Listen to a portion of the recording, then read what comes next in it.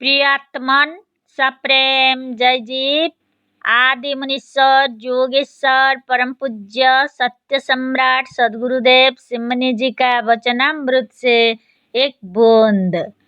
अथर्ववेद में मनुष्य की अमरता।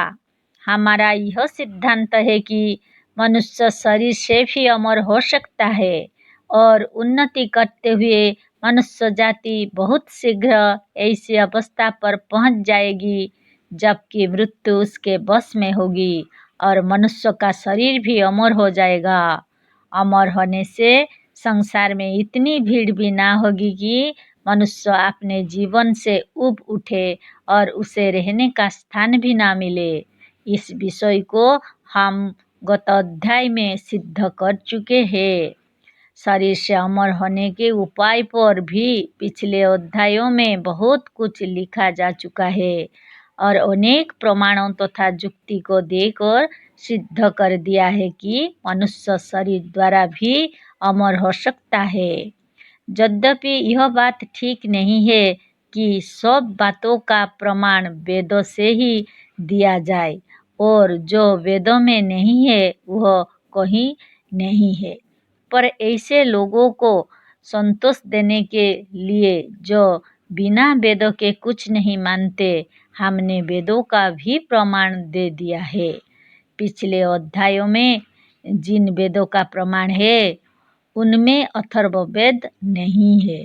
अतः इस लेख में आज हम मनुष्य की अमरता व शरीर के अमृतत्व पर अथर्ववेद के मंत्रों का प्रमाण विस्तार के साथ देना चाहते हैं।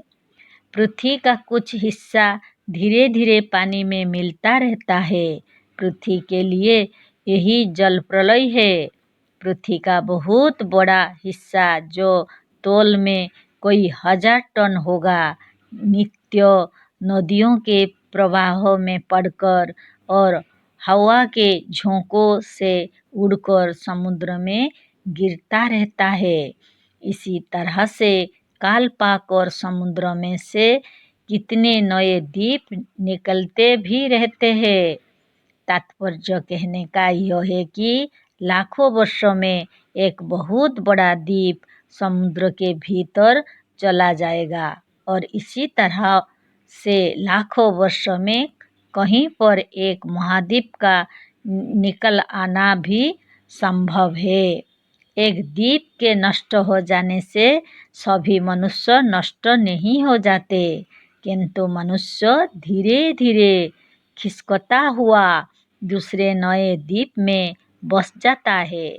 जैसे इस वक्त कोई लोग कोई जगह से जाकर अमेरिका में बस गए हैं।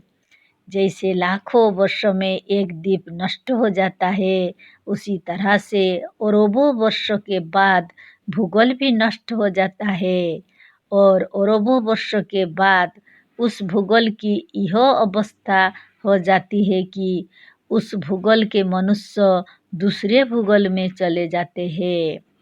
इसी तरह से बहुत पहले ब्राह्मण जाति वेदों को लेकर एक दूसरे भूगोल से इस भूगोल पर आकर बस गई। संस्कृत भाषा और वेद इस भूगोल की भाषा व ज्ञान नहीं है। यह इस लोक का ना होने के कारण एक अलौकिक ग्रंथ है। संस्कृत भाषा कहीं किसी देश की कभी मातृभाषा नहीं थी। यह देववाणी है और इस पृथ्वी के देवता ब्राह्मण कहलाते थे जो इस भाषा का ज्ञान रखते थे। आकाश के दूसरे द्युलोक से ब्राह्मण वेदों को लेकर यहाँ आए, इसीलिए यह ब्राह्मण भी यहाँ पर देवता और भूसुर कहलाने लगे। संस्कृत भाषा मनुष्य भाषा नहीं है। वेद इस लोक का ग्रंथ नहीं है। वैदिक भाषा देववाणी और ब्राह्मण देवता है। अतः वेदों का अर्थ लगाना बहुत कठिन है। अब तक जो टीकाएं हुए हैं वो वेदों के अनेक मंत्रों के ठीक अर्थ पर नहीं पहुंच सकी है। 100 में 99 मंत्र अब भी ऐसे है जिसका अर्थ अभी तक कोई लगा नहीं सकता। जय जीव।